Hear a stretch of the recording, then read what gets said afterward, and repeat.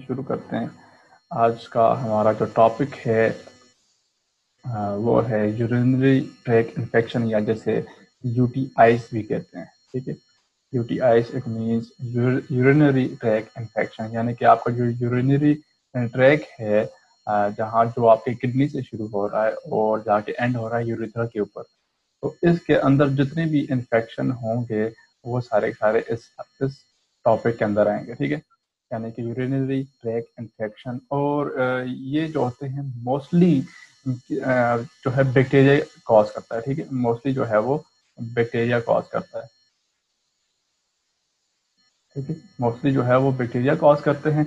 तो डिपेंड करता है, अगर हम किसी बीमारी को स्टडी करते हैं तो उसकी जगह कौन सी है। एक दफ़ा फिर से मैं आपको बता दूं कि आप ये क्वेश्चन कर सकते हैं कि ये जो बैक्टीरिया है वो फॉर एग्जांपल अब जो एक बैक्टीरिया है वो इन्फेक्शन कर रहा है ब्लैडर के अंदर, तो आप ये क्वेश्चन कर सकते हैं कि वो यूरेटर के अंदर इन्फेक्शन क्यों नहीं करता।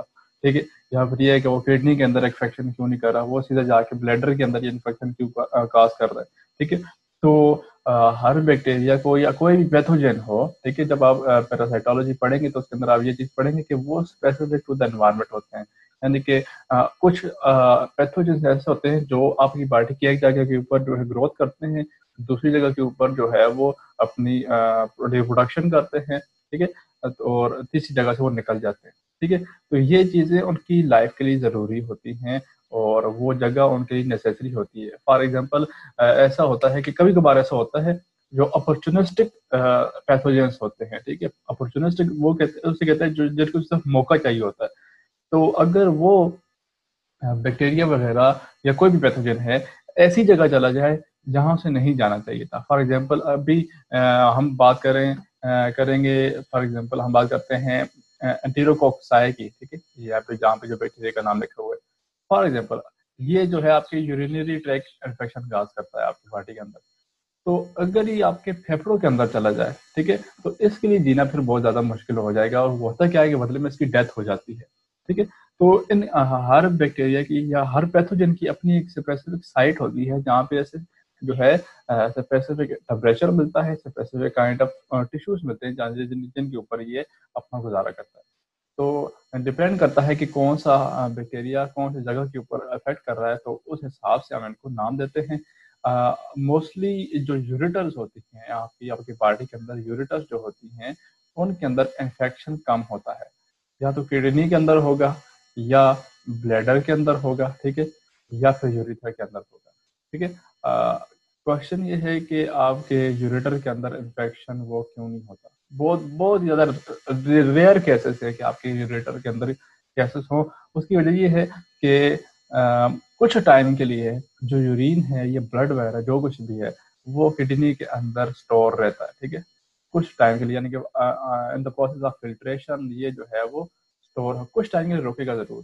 इसके बाद ये जो यूरिनरी ब्लैडर है, इसके अंदर भी यूरिन की स्टोरेज होती है। ठीक है, इसके अंदर भी यूरिन की स्टोरेज होगी, लेकिन जो यूरेटर है इसके अंदर स्टोरेज वाला प्रोसेस बिल्कुल नहीं होता। ये जो है डायरेक्ट आपके किडनी से ब्लैडर की तरफ यूरिन को लेकर आता है। इसीलिए यहाँ पे अगर कोई स्टोन वगैरह फंस नहीं जाए, ठीक है, यहाँ पे कोई स्टोन वगैरह ब्लॉक ना हो जाए, तो इसके अलावा कोई और चांस कोई मुमकिन नहीं है कि यहाँ पे यूरेटर के अंदर कोई इन्फेक्शन वगैरह हो सके। ठीक है, तो मोस्टली जो है वो या तो आपके किडनी के अंदर होंगे या ब्लैडर के अंदर होंगे या यूरेथ्रा के अंदर होंगे। तो वो इन्फेक्शन जो बैक्टीरिया काज करता है किडनी के अंदर, ठीक है, उसको कहते हैं पाइलोनेफ्राइटिस। ठीक है, पाइलोनेफ्राइटिस ये एक इन्फेक्शन है जो कि आपकी किडनी के अंदर, ये जितने भी इन्फेक्शन है, सिस्टाइटिस और यूरेथ्राइटिस। ठीक है, तो एक यूरेथ्रल इन्फेक्शन है, दूसरा ब्लैडर इन्फेक्शन है और तीसरा किडनी इन्फेक्शन है। तो ये जो है आपकी बॉडी के अंदर बैक्टीरिया कॉज करते हैं। अमूमन जो है वो बैक्टीरिया की वजह से कॉज किया जाता है। वायरस की बात इसलिए नहीं करेंगे कि वायरस छोटे मोटे डिजीजेस जो है इस किस्म की वो इतनी ज्यादा जो है नहीं जगाता। इस किस्म की जो केसेस साल के बाद आते हैं इन्फेक्शन वाले, वो अमूमन बैक्टीरिया जो है वो काज कर होता है या फिर फंगस वगैरह। तो नाम देते हैं जी वो काजेस, वो बैक्टीरिया जो यहाँ पे इन्फेक्शन काज कर रहे हैं, तो उसमें है एस्क्रिशिया कोलाई। इसके ऑल अबाउट 15 स्ट्रेन है। ठीक है। इसके अबाउट 15 स्ट्रैंड है और तकरीबन 1 या 2 जो है आपके लिए पैथोजेनिक है, बाकी जो है वो पैथोजेनिक नहीं है। यानी कि आप जब भी सांस लेते हो तो आपकी बॉडी के अंदर एस्केरिशिया कोलाई जा रहे होते हैं, लेकिन क्योंकि आपकी बॉडी इम्यून हो चुकी होती है तो उसी जगह पर खत्म कर देती है, या फिर ये है कि इसके कुछ स्ट्रैंड आपके लिए पैथोजेनिक नहीं होते। तो ऑल अबाउट 15, तो मेरे जहन में है, अगर और भी होंगे तो मुझे इसका कोई इल्म नहीं है, लेकिन 15 स्ट्रैंड तो इसके मौजूद है, यानी कि एक ही स्पीशी के 15 स्ट्रैंड मौजूद हैं। नेक्स्ट है जी स्टाइफिलोकोकस सेप्रोफाइटिकस, ये एक दूसरा बैक्टीरिया है। क्लिप्सिला एंटेरोकॉक्साई एंड प्रोटियस मायरेबिलस, ये बैक्टीरिया हो गए जो कि आपकी बॉडी के अंदर यूटीआई यानी कि यूरिनरी ट्रैक इन्फेक्शन जो है वो काज करते हैं। नेक्स्ट फंगस है, जैसा कि कैंडिडा अल्बिकेनस, ये एक फंगस है जो आपकी बॉडी के अंदर यूरिनरी इन्फेक्शन जो है वो काज करता है।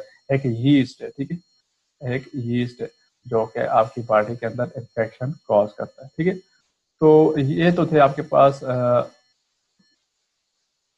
यूरिनरी ट्रैक इन्फेक्शन, जो कि मोस्टली आपके किडनी के अंदर हो रहे थे, आपके ब्लैडर के अंदर हो रहे थे और यूरिथर के अंदर हो रहे थे, और यूरेटर के अंदर होने के चांसेस इसलिए कम थे कि यहाँ पे मुसलसल जो है फ्लो हो रहा था, वो भी डाउनवर्ड अकॉर्डिंग टू ग्रेविटी। तो इन्फेक्शन होने के चांसेस बहुत ज्यादा कम होते हैं, और जहाँ पे स्टोरेज हो जाती है वहाँ पे चांसेस ज्यादा होते हैं। ठीक है, इसीलिए कहा जाता है कि आप जो है यानी कि अगर आपको यूरिन आपकी बॉडी के अंदर आपको महसूस हो रहा है तो उसे जल्दी से जो है एक्सक्रीट आउट कर दें। ये हो सकता है कि जो बैक्टीरिया वगैरह हो वो यहाँ पे ग्रोथ कर जाए। ठीक है, नेक्स्ट बात करते हैं यूरिनरी स्टोन की। यूरिनरी स्टोन की यानी कि आपकी बॉडी जो पथरियां बन जाती हैं, पथरियां वो कैसे बन जाती हैं, उनकी वजूहात क्या होती हैं और कौन कौन से केमिकल्स इन्वॉल्व होते हैं। हो सकता है ये पढ़ने के बाद आप जो है साग वगैरह खाना छोड़, जिस तरह मैंने छोड़ दिया। तो यूरिनरी स्टोन में क्या है कि ये छोटे छोटे पेबल्स होते हैं। ठीक है, छोटे छोटे पेबल्स होते हैं, कंकरियां छोटी सी होती हैं। उनका साइज जो प्रोफेशनल्स हैं उन्होंने जब नोट किया तो वो होता है 6 to 64 मिलीमीटर। ठीक है, अगर कोई इस रेंज में छोटा सा पत्थर हो तो उसको पेबल्स कहते हैं। बहुत ही बारीक जो है वो पत्थर होते हैं, और अगर ये किडनी या यूरिनरी ट्रैक के अंदर मौजूद हो तो इनको यूरिनरी स्टोन कहते हैं। ठीक है, इनको क्या कहते हैं, यूरिनरी स्टोन कहते हैं। सिम्टम्स की बात करते हैं, अगर आपको ये सिम्टम्स वगैरह हो तो सबसे पहले क्या है कि मेजोरिटी केसेस में अगर ये आपकी बॉडी के अंदर स्टेशनरी है, ठीक है, या फिर किडनी के अंदर है, तो आपको इतना ज्यादा जो है पेन महसूस नहीं होगा। हो सकता है कि एसिम्टोमेटिक हो, आपको पेन वगैरह महसूस ना हो, लेकिन जब ये किडनी से ब्लैडर की तरफ मूव करके जाएंगे, जब वो किडनी से ही मूवमेंट स्टार्ट करेंगे और ब्लैडर की तरफ मूवमेंट स्टार्ट जब ट्रेवल करेंगे, तब आपको पेन होना महसूस हो जाएगा। ठीक है, पेन होना महसूस हो जाएगा क्योंकि कुछ 2 किस्म के जो स्टोन है वो आपकी बॉडी के अंदर बनते हैं। एक हो सकता है कि जो है सिमेट्रिकल हो सकता है वो गोल से हो, छोटे से पत्थर से जिस तरह पेबल्स होते हैं। लेकिन एक दूसरी बड़ी खतरनाक स्टोन बनती है जिसे स्पेग हॉर्न कहते हैं, और उनकी शेप जो है वो बिल्कुल बारहसिंगे के सींग की तरह होती है, इस तरह से। अब जब ये मूव करके जाता है तो आपको लग पता जाता है कि कुछ चीज अंदर जो है वो इन्फेक्शन या कुछ पेन वगैरह कॉज कर रही है। अच्छा, अब दूसरी बात है कि पेन होगा कहाँ पे, तो आपकी बेली साइड जो है, यानी कि आपके स्टोमक से लेकर आपकी थाई जो है, इसके दरमियान जो रीजन आता है, जैसे ग्राइन जैसे क्या कहते हैं आपके जो एबनॉर्मल कैविटी है बेली साइड, वहां पे आपको ये इन्फेक्शन जो है वो हो सकता है। ठीक है, अच्छा, जब आपकी बॉडी के अंदर स्टोन वगैरह हो चुके हैं तो आपकी जो यूरिन है उसका कलर पिंकिश या रेडिश हो जाएगा। रेडिश का मतलब आप समझ सकते हैं कि कहीं पे ब्लीडिंग होगी तो वो जब आपके यूरिन के साथ मिक्सअप होगा तो वहाँ पे कलर साथ थोड़ा सा रेडिश होना शुरू हो जाएगा या पिंकिश। ठीक है, डिपेंड करता है कि अंदर कितनी ज्यादा ब्लीडिंग हुई है या कितनी थोड़ी अमाउंट में ब्लीडिंग हुई है। अच्छा, किस किस को यूरिनरी स्टोन हो सकते हैं, तो हर किसी को हो सकते हैं। ठीक है, हर किसी को हो सकता है, डिपेंड करता है कि वो कौन सी चीज खा रहा है। ठीक है, कौन सी चीज खा रहा है, और अच्छा, एनीवन कैन डेवलप, कि हर कोई जो है यूरिनरी स्टोन को जो है वो डेवलप कर सकता है। ठीक है, अच्छा, ये बनते किस तरह से हैं, तो किडनी स्टोन जो है वो अमूमन यूरिन वॉल्यूम के हिसाब से, अगर आपकी बॉडी में यूरिन वॉल्यूम जो है वो बैलेंस नहीं है, ठीक है, या फिर आपकी आपकी यूरिन के अंदर ऐसी चीजें मौजूद हैं जो कि यूरिन जो कि स्टोन की फॉर्मेशन करें, ठीक है, जो कि स्टोन की फॉर्मेशन करें, ऐसे कंपाउंड्स मौजूद हैं, तब आपकी बॉडी के अंदर किडनी स्टोन वगैरह जो है वो बनना शुरू हो जाते हैं, ठीक है। तो अब हम देखते हैं कि केमिकल नेचर क्या होती है जो आपकी बॉडी में स्टोन बनते हैं, ठीक है। तो मोस्टली आप जो सुनने में आएगा आपको कि जो स्टोन होते हैं वो कैल्शियम और साथ में ऑक्सलेट या फास्फेट के स्टोन होते हैं, जो कि जितनी भी गैसेस होते हैं उनमें से 70% जो है वो कैल्शियम ऑक्सलेट या कैल्शियम फास्फेट के स्टोन होते हैं। और 5 to 10% ऐसे स्टोन होते हैं जो कि जिनके अंदर यूरिक एसिड होता है, यानी कि यूरिक एसिड से जो स्टोन बने होते हैं वो 5 to 10% मौजूद होते हैं। सिस्टाइन जो कि एक अमीनो एसिड है, ठीक है, जो कि एक अमीनो एसिड है, वो वो जो स्टोन बनाता है आपकी बॉडी के अंदर वो है 1 to 3%, बहुत ही कम जो है वो परसेंटेज है इसकी। अच्छा, अब कुछ यूरिनरी ट्रैक इन्फेक्शन के दौरान जो है वो ये स्टोन वगैरह बनते हैं जिनमें स्ट्रोइड है। स्ट्रोइड भी एक मिनरल है, एक किस्म की मिनरल है जो कि इन्फेक्शन बनाती है, और उसके चांसेस जो है वो 15 to 20% होते हैं कि पूरे जो अमूमन जो किडनी स्टोन के या यूरिनरी स्टोन के जो केसेस आते हैं उसमें से 15 to 20% जो है वो स्ट्रोइड के स्टोन जो है वो हो सकते हैं, लेकिन मोस्टली केसेस में कैल्शियम ऑक्सलेट और कैल्शियम फास्फेट जो है वो उसके स्टोन वगैरह बनते हैं, और इनका रिमूवल जो है, अगर आपके यहाँ किसी को इंडिकेशन हो रही है कि उसकी बॉडी में स्टोन वगैरह है, तो 90% ऑफ द स्टोन जो है वो आप वाटर पीने से, आप पानी पीने से रिमूव कर सकते हैं। अब हम देखते हैं कि कॉजेस क्या क्या हैं। कॉजेस क्या क्या क्या है। अच्छा, आपका जो पैराथायराइड हार्मोन है, ठीक है, आपका जो पैराथायराइड हार्मोन है वो क्या काम करता है कि वो ब्लड के अंदर कैल्शियम लेवल को ज्यादा करता है, ठीक है। आप एंडोक्राइनोलॉजी के अंदर पढ़ेंगे जो पैराथायराइड हार्मोन है, जो कि पैराथायराइड ग्लैंड के अंदर मौजूद होता है, ठीक है। तो इसे पैराथायरॉक्सिन भी कहते हैं, और ये अपोजिट काम करता है कैल्सिटोनिन के, जो कि थायराइड ग्लैंड जो है वो प्रोड्यूस करता है। कैल्सिटोनिन क्या करता है कि ब्लड में कैल्शियम की लेवल को कम करता है, जबकि पैराथायराइड क्या करता है कि ब्लड में कैल्शियम का लेवल जो है वो ज्यादा करता है। तो जब एक कंडीशन होती है, जब पैराथायराइड हार्मोन जो है वो ज्यादा रिलीज होना शुरू हो जाता है, इसे क्या कहते हैं, हाइपर पैराथायराइड, हाइपर पैराथायराइडिज्म, जिसके अंदर पैराथायराइड हार्मोन जो है वो बहुत ज्यादा रिलीज होता है। अब जब वो हार्मोन ज्यादा रिलीज होगा तो आपकी बॉडी के अंदर कैल्शियम जो है, जो आपके ब्लड के अंदर कैल्शियम जो है वो काफी ज्यादा हो जाती है। जब आपके ब्लड के अंदर कैल्शियम की अमाउंट बहुत ज्यादा हो जाती है तो इसे कहते हैं हाइपर कैल्सीमिया, ठीक है। उसे क्या कहते हैं, हाइपर कैल्सीमिया। हाइपर कैल्सीमिया से बात की आपके ब्लड के अंदर कैल्शियम की अमाउंट जो है वो ज्यादा हो गई है। जब कैल्शियम की अमाउंट ज्यादा हो जाती है तो इसके बाद हाइपर कैल्सीरिया जो है, या हाइपर कैल्सीयूरिया आपकी बॉडी के अंदर ज्यादा हो जाती है, यानी कि आपके यूरिन के अंदर कैल्शियम की अमाउंट बहुत ज्यादा हो जाती है, ठीक है। जब आपकी बॉडी के अंदर कैल्शियम जो है बहुत ज्यादा एब्जॉर्ब होना शुरू होगी, तो हमने पढ़ा था कि 70% जो स्टोन बनते हैं वो कैल्शियम से बनते हैं, कैल्शियम ऑक्सलेट या फास्फेट, यानी कि कैल्शियम तो बन रही है, अब जस्ट उसको जरूरत है कि कहीं से ऑक्सलेट या फास्फेट आन आएंगे। और आपको पता है फास्फेट ग्रुप तो आपकी बॉडी के अंदर कितना ज्यादा मौजूद होता है, यानी कि आपके मेन जो कंपोनेंट है डीएनए उसमें मौजूद होता है। आपकी एनर्जी जो एटीपी है उसमें फास्फेट ग्रुप मौजूद होते हैं। तो जो ही वो इसके साथ बाइंड करेंगे तो आपके पास कैल्शियम स्टोन बनना शुरू हो जाएगा, ठीक है। तो ये पहली कॉज थी हाइपर कैल्सीमिया, किसकी वजह से होता है अमूमन, ये हाइपर पैराथायराइडिज्म जो कि एक डिजीज है। और उसमें क्या होता है कि पैराथायराइड हार्मोन बहुत ज्यादा रिलीज होता है, और पैराथायराइड हार्मोन क्या करता है, ब्लड के अंदर कैल्शियम का लेवल जो है वो इंक्रीज करता है। तो जब ब्लड के अंदर कैल्शियम का लेवल इंक्रीज हो जाता है तो उसे कहते हैं हाइपर कैल्सीमिया।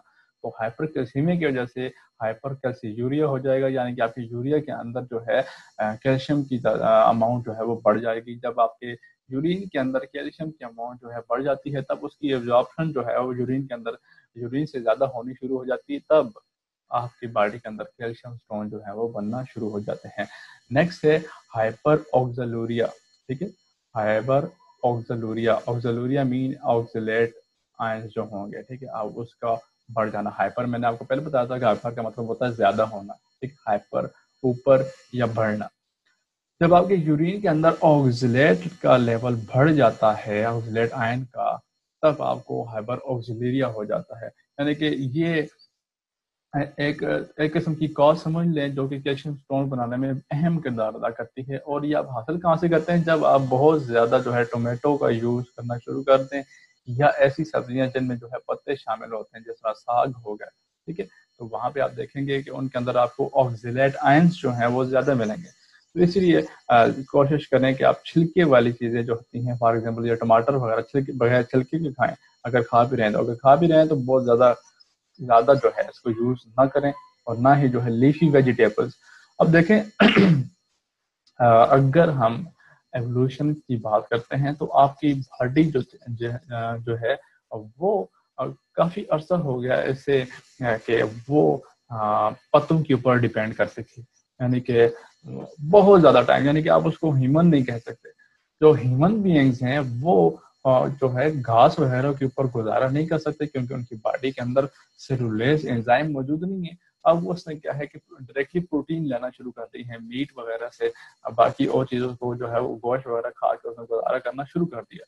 तो होता ये है कि ये चीज़ें जो है अब उसके लिए सही नहीं है। तो जब ऐसी चीज़ें खाएगा जिसके अंदर ऐसे आइंस मौजूद होंगे जिनको जो है वो सही तरीके से एब्जॉर्ब नहीं कर सकेगा, क्योंकि ऑक्सलेट आयन और फास्फेट आयन ये बहुत बड़े होते हैं। जब ये कैल्शियम के साथ बाइंड करते हैं तो होता ये है कि जो पोर्स हैं, जो रास्ते हैं एब्जॉर्प्शन के, उनके दरमियान जो पोर्स हैं वो काफ़ी छोटे होते हैं, ताकि ज़्यादा से ज़्यादा जो है वो चीज़ें लॉस ना हो। और जब ये कैल्शियम ऑक्सलेट या कैल्शियम फास्फेट के आयंस वगैरह बनते हैं तो इनका साइज काफ़ी बड़ा होता है, और ये पास आउट जो है वो नहीं कर सकते। इसीलिए जो है आपकी बॉडी के अंदर स्टोन वगैरह बन जाते हैं। स्टोन का मतलब यही होता है कि ये आपस में जुड़ते रहते हैं।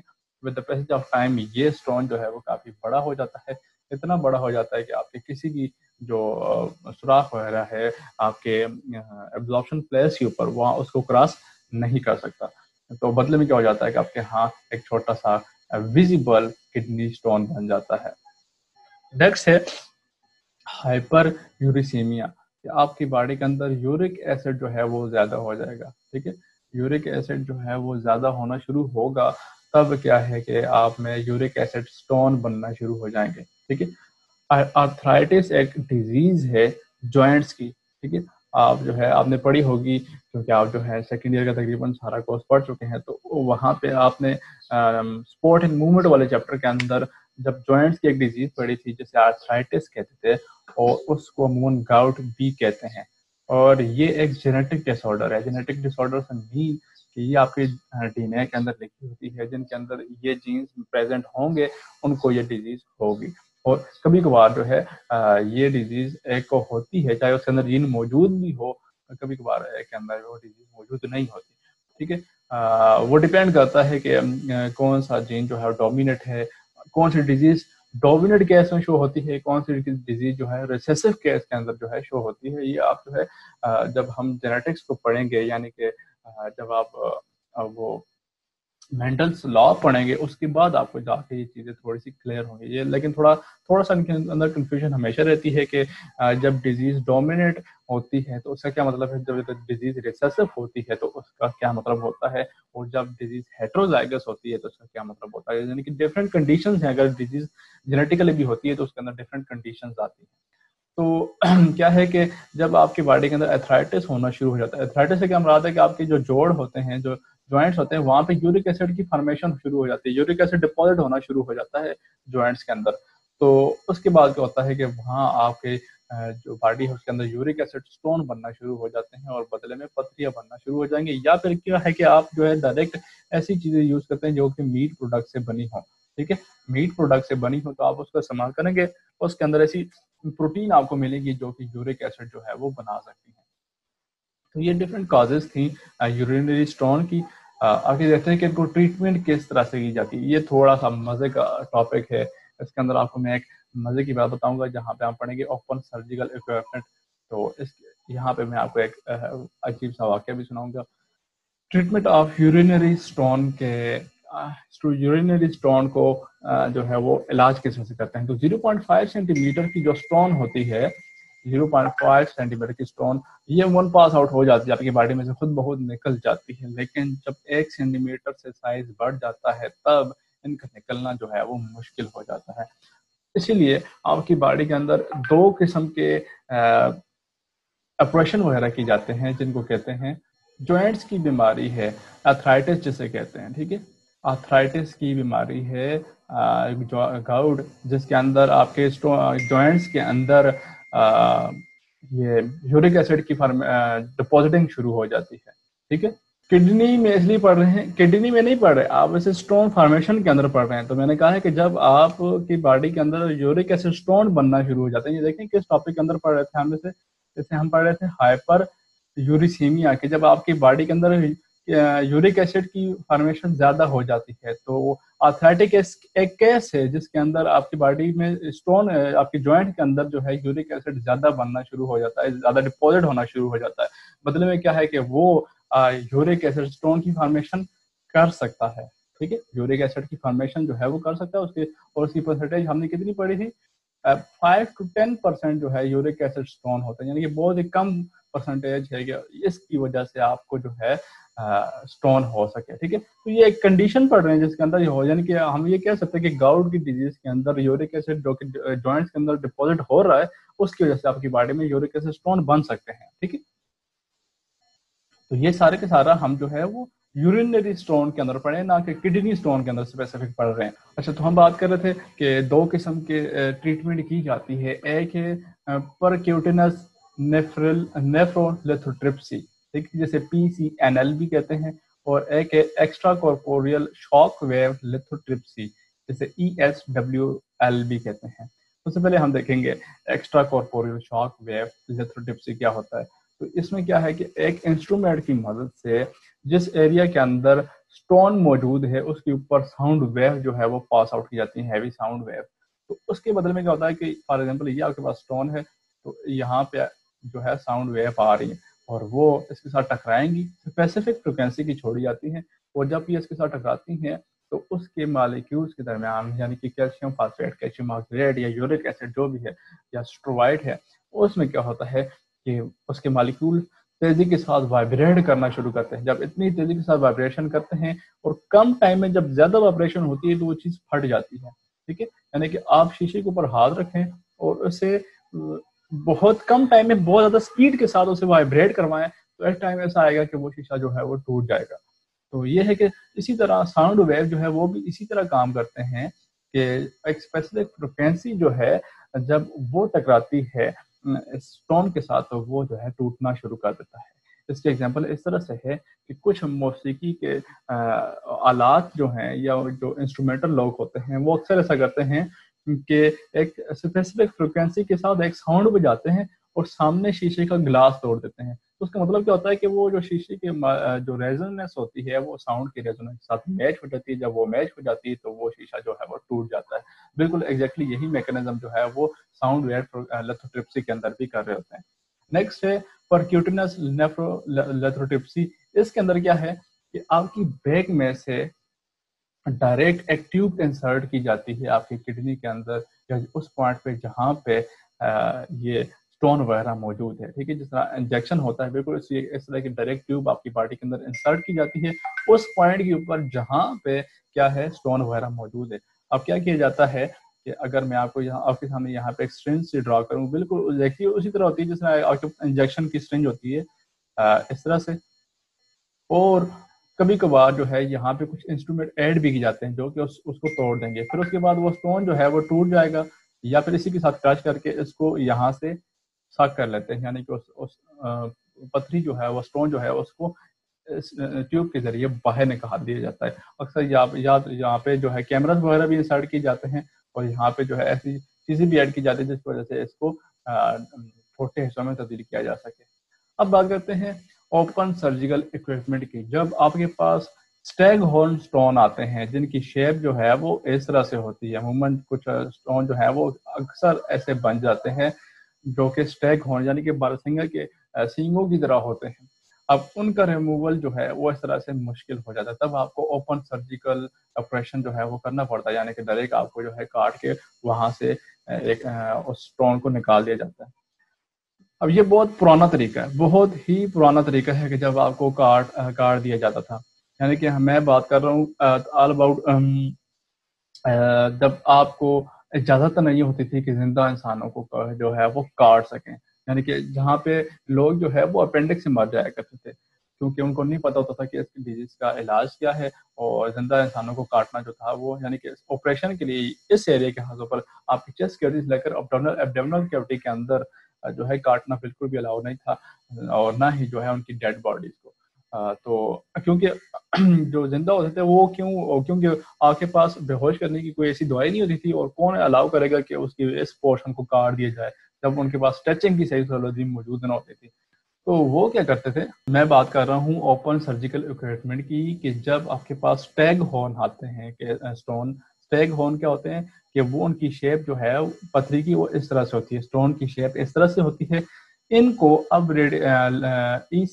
ESWL या PCNL की मदद से निकालना मुश्किल हो जाता है, क्योंकि इनमें जो है काफी ज्यादा ऐसे पॉइंट्स होते हैं जो कि स्टक हो जाते हैं उस जगह के ऊपर। ठीक है, 10 मिनट रह गए, उसके बाद मैं लिंक भेजूंगा। तो यहाँ पे क्या है कि स्टक हो जाते हैं उस जगह के ऊपर, तो उनको निकालना मुश्किल हो जाता है। अब इसके लिए क्या किया जाता है कि डायरेक्ट कट लगाया जाता है उस जगह के ऊपर जहाँ पे ये स्टोन मौजूद है, और उसको उस इंस्ट्रूमेंट की मदद से वहां से डायरेक्ट निकाल दिया जाता है, यानी कि ओपन सर्जरी की जाती है, जिस तरह आपके दिल की जो है वो ऑपरेशन किया जाता है, यानी कि डायरेक्ट कट लगाया जाएगा। जबकि इनमें क्या है कि एक में तो साउंड एक बिल्कुल सिक्योर है कि ऊपर से एक साउंड है मशीन लगाएंगे और वो टूट जाएगी, और दूसरी में ट्यूब इंसर्शन के पीछे से एक जो है जस्ट वो ट्यूब इंसर्ट करेंगे बॉडी के अंदर, और कुछ चीजें उन्होंने इंसर्ट नहीं करी, ना ही उन्होंने कोई कट वगैरह लगाना है। तो लेकिन ओपन सर्जिकल इक्विपमेंट में डायरेक्ट जो है जिस तरह आपके अपेंडिक्स ऑपरेशन कर दिया जाता है कि कट लगा के उसमें से अपेंडिक्स को बाहर निकाल दिया जाता है, तो इसी तरह स्टेग हॉर्न स्टोन के अंदर भी वही करते हैं।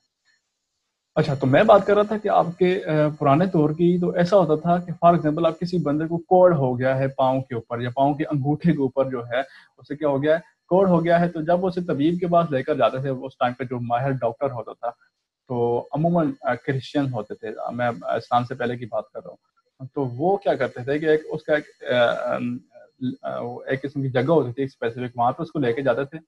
और जब वो डॉक्टर देखे हाँ जी इसको तो कोड़ हो गया, और कोड़ तो है पूरी बॉडी के अंदर फैलता है, तो उनके पास अब अद्वियात तो नहीं होती थी, अब वो क्या कहते थे कि उसको ना एक स्ट्रेचर के ऊपर लटा देते थे, और उसके बाजू और पाँव को ना बांध देते थे, और वो कहते थे कि आप जो है ना ये मुंह के अंदर ये लकड़ी रखें, ठीक है, ताकि आपको जो दर्द होगा उससे आप जो है वो इसके ऊपर जो है जोर लगा के बर्दाश्त करें। और वहां पे उन्होंने जीसस क्राइस्ट की एक फ्रेम लगाई होती थी, लेकिन तो वो कहते हैं आप जो है वो जीसस को देखें वहां पर। तो जब वो उधर जीसस को देखता इधर से वो आरी लेकर आते ना, आरी, और आरी के साथ उसका पाँव काट देते थे।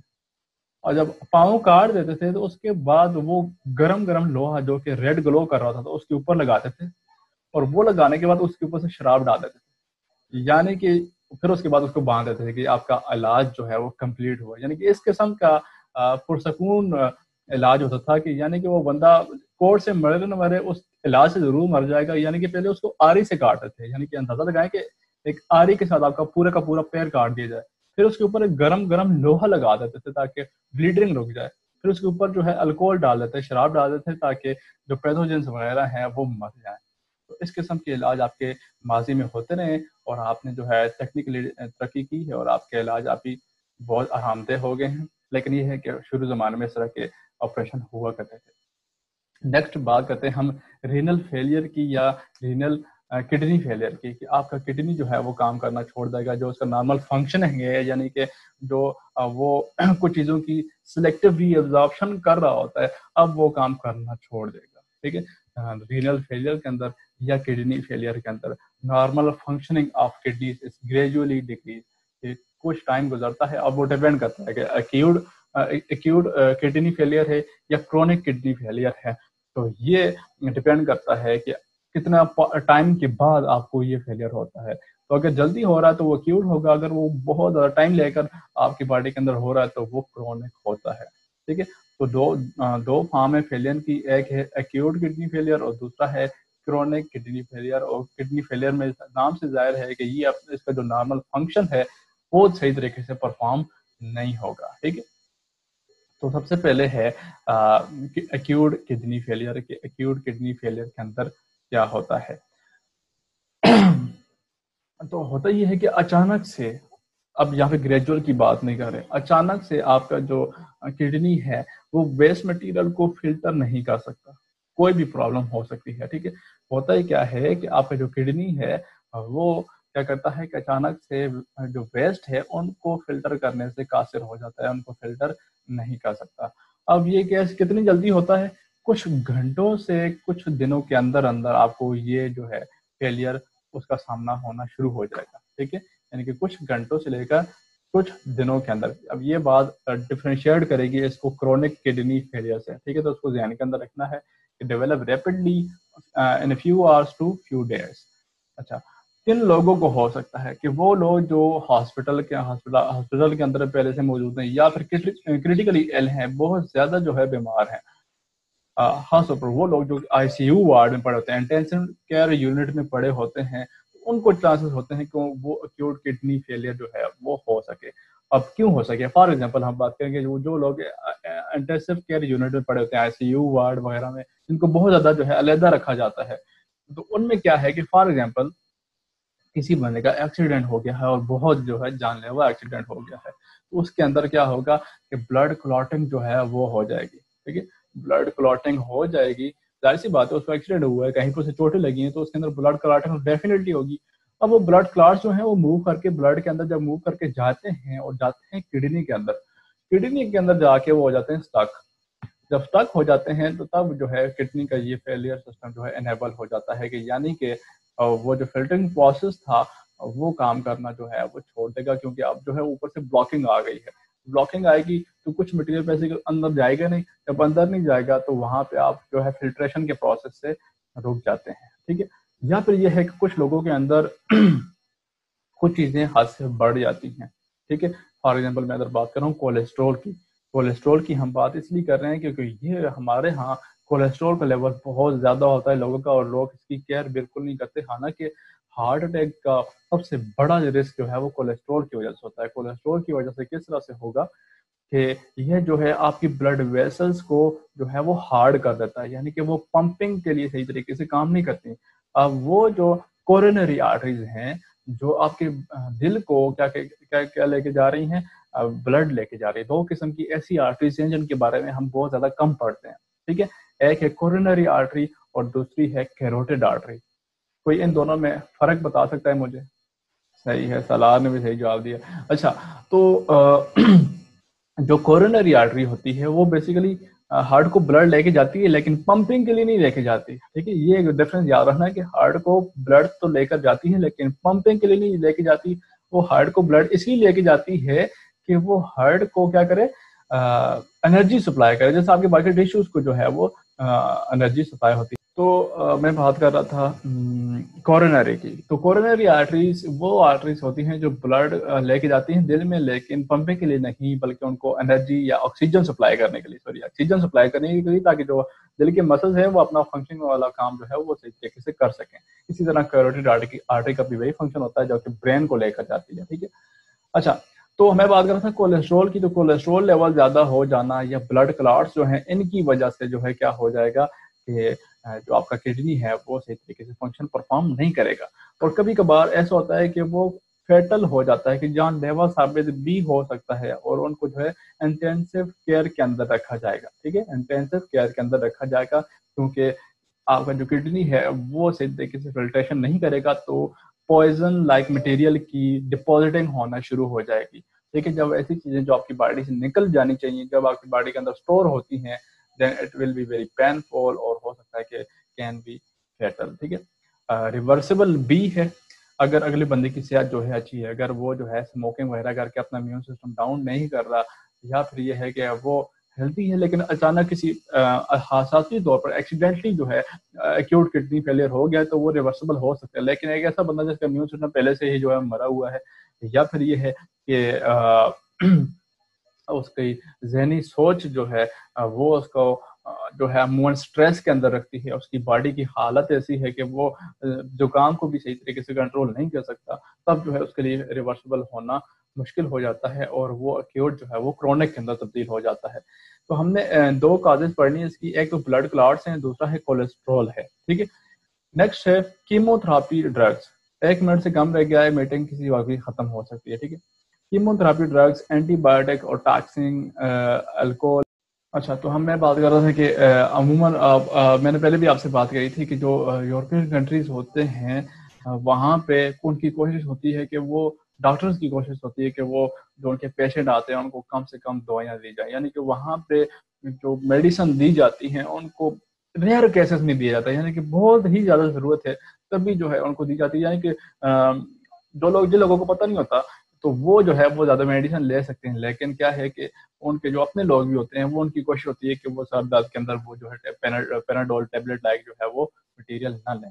उनकी वजह क्या होती है कि वो इस किस्म के किडनी फेलियर जो है वो काज कर सकती हैं। जैसे देखिए कीमोथेरेपी ड्रग्स, जैसे आप जो मेडिसिन वगैरह ले रहे हैं, एंटीबायोटिक्स जो लेते हैं, ठीक है, टॉक्सिक लाइक मटेरियल, अल्कोहल या हैवी मेटल्स या कोकेन जो है, ये जो नशावर अद्वियात होती हैं इनके अंदर भी ऐसे ऐसे फंक्शनल ग्रुप मौजूद होते हैं जो कि आगे जाके आपका एक्यूट किडनी फेलियर जो है वो काज कर सकते हैं, ठीक है। तो अमूमन डॉक्टर्स की अवलीन कोशिश होती है कि इसके अंदर कि आपको जो है आपको एक्यूट किडनी फेलियर जो है वो ना हो, सही है। नेक्स्ट जो है जी हमारे पास क्रोनिक रीनल फेलियर। तो ये gradually loss of kidney function है कि ये यानी अचानक से नहीं होगा, इसको होते होते काफ़ी ज़्यादा टाइम लग जाएगा, ठीक है। तो ये जो है अचानक से नहीं होगा। दो किस्म की डिजीज होती हैं, एक होता है एक्यूट और एक होती है क्रोनिक। एक्यूट जो है वो क्रोनिक से कम होती है, कम पेनफुल होती है, कम जो है वो ड्यूरेशन के लिए होती है, लेकिन क्रोनिक जो है वो लंबे अरसे के लिए भी होती है और अक्सर डिजीज की लास्ट स्टेज होती है। तो क्रोनिक जो है वो हमेशा खतरनाक होती है। तो ग्रेजुअली लॉस होता है, यानी कि दिनों के अंदर नहीं होगा, इसको लगते रहते तकरीबन सालों लग जाएंगे, ठीक है। तो gradually loss of kidney function, आप जो चीज़ ग्रेजुअली हो रही है इसको साल लग रहे हैं, तो इसको फिर ख़त्म करना बहुत ज़्यादा मुश्किल हो जाता है, ठीक है। एक ऐसी बीमारी जो आपकी बॉडी के अंदर काफ़ी ज़्यादा टाइम ले रही है। इसकी दूसरी एग्जाम्पल हम एड्स ले सकते हैं कि जिसको डेवलप होते होते तकरीबन 6 महीनों से 1 साल लग जाता है। तो जब वो हो जाती है तो तब आप कुछ भी नहीं कर पाते। इसलिए जो क्रोनिक फेलियर्स हैं वो हमेशा बहुत ज़्यादा नुकसानदेह होते हैं। तो क्रोनिक फेलियर अमूमन जो है कि कहाँ लेके जा सकते हैं, एंड स्टेज रीनल डिजीज। जब क्रोनिक रीनल फेलियर जो है बिल्कुल लास्ट स्टेज में पहुंच जाएगा, ठीक है, जब बिल्कुल लास्ट स्टेज में पहुंच जाएगा तो उसे कहते हैं एंड स्टेज रीनल डिजीज, ठीक है। कि जब क्रोनल रीनल फेलियर जो है वो बिल्कुल एंड में चला जाएगा, ठीक है, तो क्या होगा कि आप उसको क्या कहेंगे, एंड स्टेज रीनल डिजीज या यूरेमिया भी कह सकते हैं कि यूरिक एसिड की क्या है कि या यूरिया की अमाउंट जो है आपकी बॉडी के अंदर ज्यादा होना शुरू हो जाएगी, ठीक है। अच्छा, अगर ये एंड स्टेज को पहुंच जाते हैं, यानी कि एंड स्टेज रीनल डिजीज को पहुंच जाते हैं, तब ये फेटल हो जाएंगे कि अगर आप इसे आर्टिफिशियल फिल्टरिंग ना करें या ट्रांसप्लांट नहीं करवाएंगे तो आप जिंदा नहीं रह सकते। यानी कि क्रोनिक फेलियर जो है यहाँ तक बढ़ जाएगा कि अगर आप आर्टिफिशियल फिल्टरिंग नहीं करवाते या फिर आप ट्रांसप्लांट नहीं करवाते तो आपकी डेथ हो सकती है, आपके लिए नेसेसरी हो जाएंगे, ठीक है। काजेस क्या है कि ये जो पहली बात देखते हैं कि gradually over time, years to decades, यानी कि सालों से 10 साल, यानी कि डिकेड 10 साल को कहते हैं। तो कहते हैं कि साल, कपल ऑफ ईयर्स जो हैं वो लग सकते हैं इस फेलियर को डेवलप होने में, ठीक है। जो मेन कॉजेज हैं इसकी वो डायबिटीज है और हाइपर टेंशन है, टेंशन का ज्यादा लेना, ठीक है। डायबिटीज के अंदर बता दूं कि अब जो डायबिटीज होती है उसके अंदर आपका sugar level, blood sugar level बहुत ज्यादा हो जाता है। शुगर आपकी बॉडी को चाहिए होती है एनर्जी बनाने के लिए, नेसेसरी एलिमेंट है, लेकिन अगर आपकी बॉडी के अंदर शुगर ज्यादा हो रही है तो मतलब आपको नुकसान क्या हो रहा है, आपको तो फिर क्या है कि ज्यादा एनर्जी बनानी चाहिए। लेकिन डायबिटीज के अंदर होता क्या है कि आप एनर्जी नहीं बना सकते, वो शुगर जो है वो कन्वर्ट नहीं हो सकती। इंसुलिन जो है वो कन्वर्ट, वो टिश्यूज को देती है वो शुगर, क्या आप इसे क्या करें, कन्वर्ट करें एनर्जी के अंदर। तो अब इंसुलिन आपकी बॉडी के अंदर बन नहीं रही होती, तो मतलब में क्या है कि वो शुगर ब्लड के अंदर ही रहती है। लेकिन जब वो जाती है किडनी के अंदर तो किडनी के जो वाल्व, खासतौर पर टिश्यू नेफ्रॉन्स की जो वाल्व होती हैं उसको डैमेज करती हैं वो। यह जो शुगर होती है, शुगर मालिक्यूल्स जो हैं वो क्या करते हैं, नेफ्रॉन्स की जो किडनी की जो वाल्व होती हैं उसको डैमेज करती हैं। और जब ये डैमेज हल्का हल्का लगा रहेगा तो कुछ टाइम बाद आपको क्रोनिक रेनल फेलियर जो है वो डेवलप हो जाएगा। ठीक है, दूसरी सबसे बड़ी वजह जो है एंटी इन्फ्लेमेटरी ड्रग लेते हैं, जिसमें आपको जो है दर्द वगैरह हो रहा होता है, आपको जो है जलन वगैरह हो रही होती है, तो आप उसके बदले में जो ड्रग्स वगैरह लेते हैं, ठीक है, या फिर आप क्या करते हैं कि दूसरी एनाल्जेसिक्स मेडिकेशन ले रहे होते हैं जो जरासीम खुश होती हैं। ठीक है, तो जब आप ऐसी मेडिसिन लेते हैं तो उनके अंदर कुछ, मैंने पहले भी कहा कि जिस तरह अल्कोहल लेते हैं तो उसके अंदर हाइड्रोक्सिल ग्रुप होता है अल्कोहल के अंदर। तो इसी तरह बाकी जो एनाल्जेसिक मेडिकेशन जो कि आपको आपकी जरासीम वगैरह को खत्म करने के लिए, दर्द को खत्म करने के लिए जो है यूज करते हैं आप, तो उसके अंदर भी कुछ केमिकल ऐसे होते हैं जो कि आपके किडनी में से पास आउट नहीं हो सकते और वहां पे जाके इन्फ्लेमेशन काज करते हैं, और बदले में क्या होना शुरू हो जाता है कि आप में क्रोनिक फेलियर जो है वो काज कर देंगे with the passage of time. ठीक है, इसको लगने में बहुत ज्यादा टाइम जो है वो लग जाएगा। ठीक है, रीनल फेलियर की ट्रीटमेंट किस तरह से की जाती है? तो एक्यूट रीनल फेलियर जो है, जो जो लेस कह सकते हैं कि पेनफुल है या लेस टाइम के लिए होता है, तो अगर किसी बंदे को इंटेंसिव केयर यूनिट में रखा जाए, ठीक है, तो हो सकता है कि वो उस चीज से बच जाए, या फिर डायलिसिस की जाए। डायलिसिस से क्या होता है कि किडनी वाला फंक्शन जो है आउटसाइड दी बॉडी आप परफॉर्म करेंगे और किडनी को थोड़ा रिलैक्स देंगे, हो सकता है वो नॉर्मल फंक्शन जो है वो परफॉर्म करना शुरू कर देंगे। दूसरा है कि आप डाइटरी मॉडिफिकेशन शुरू कर देंगे। ठीक है, डाइटरी मॉडिफिकेशन से क्या है कि आप ऐसी, फॉर एग्जांपल आपकी बॉडी के अंदर का सोडियम आयन ज्यादा हो गए, कैल्शियम आयन ज्यादा हो गए, तो आप वो चीजें लेना शुरू कर देंगे जिनके अंदर ये चीजें बहुत कम होती हैं, ताकि आपकी बॉडी में मजीद डेवलपिंग इनकी ना हो सके। ठीक है, जो आपकी बॉडी के अंदर जो आप खाना वगैरह खाते हैं उसके अंदर हर किस्म के एलिमेंट होते हैं, तो फिर आपको ऐसी सजेशन दी जाती हैं कि आप ऐसे खाने न खाएं। ठीक है, जिसमें से क्या हो कि आपकी बॉडी के अंदर वही आयन डिपॉजिट होना शुरू हो जाए, या फिर वो फंक्शनल ग्रुप ना आपको ना मिले जो कि आपकी बॉडी के अंदर डैमेज कॉज कर रहे थे। क्रोनिक रीनल फेलियर की बात कर रहे हैं तो आप क्या करेंगे कि ऐसी चीजें लेंगे, फॉर एग्जाम्पल आप डायबिटीज को ध्यान में रखते हैं कि मैंने क्या कहा था कि जो शुगर होती है वो जाके आपकी किडनी के अंदर क्या करती है, उसकी वाल्स को डैमेज करती है। तो फिर आप डायरेक्टली या इनडायरेक्टली क्या करते हैं कि किसी भी डिजीज को कंट्रोल करने के दो तरीके होते हैं, कि आप तो जाके स्पेसिफिक साइट के ऊपर, टारगेट के ऊपर जो जगह एक्ट कर रही है, जो नुकसान पहुंचा रही है, आप उसको ही खत्म कर दें। अगर वो नहीं खत्म हो रही तो आप जो चीज वहां पे नुकसान पहुंचा रही है तो उसकी खुराक की जो निज़ाम है उसको काट दें, या फिर किसी तरीके से जो है आप उस जगह का टेम्परेचर चेंज करते हैं, उस जगह का पीएच चेंज करते हैं, यानी कि उसके लिए वो जगह सुटेबल ना बना दें, या उसको इतना कमजोर कर दें कि वो डिजीज काज करने के काबिल ना रहे। तो इसी तरह डायबिटीज में क्या है कि शुगर आपकी बॉडी वाल्स को, किडनी वाल्स को जो है डैमेज कर रही होती है, तो आप क्या करते हैं कि शुगर लेवल को अगर कंट्रोल कर लें तो हो सकता है कि आप जो है क्रोनिक रिलेटेड से को जो है वो एंड लाइफ तक लेके जाएं। ठीक है, खत्म तो नहीं होगा, लेकिन ये है कि आप इसको एंड लाइफ तक, जहां तक आप जिंदा रह सकते हैं, यानी कि आपकी मरने की वजह किडनी फेलियर ना हो, तो आप इसे एंड लाइफ तक लेके जा सकते हैं। इसी तरह हाइपरटेंशन के लिए जो आप मेडिकेशन वगैरह जो है वो यूज करेंगे वो करेंगे, लेकिन क्या है कि आप जो है इसको एक्सटेंड कर सकते हैं, जिस तरह आप एड्स को एक्सटेंड करते हैं। अच्छा, जब क्रोनिक रीनल फेलियर जो है वो एंड स्टेज में पहुंच जाता है, यानी कि एंड स्टेज रीनल डिजीज को पहुंच जाता है, तब आपके लिए डायलिसिस या ट्रांसप्लांट वो नेसेसरी हो जाता है। अब आपको बार बार जो है वो डायलिसिस करना पड़ेगा। ठीक है, तो इसके साथ आपका आज का लेक्चर जो है ख़त्म हो जाता है। उम्मीद है आपको ये लेक्चर समझ आया होगा। अगर किसी का कोई क्वेश्चन वगैरह है तो वो लाजमी कर सकता है।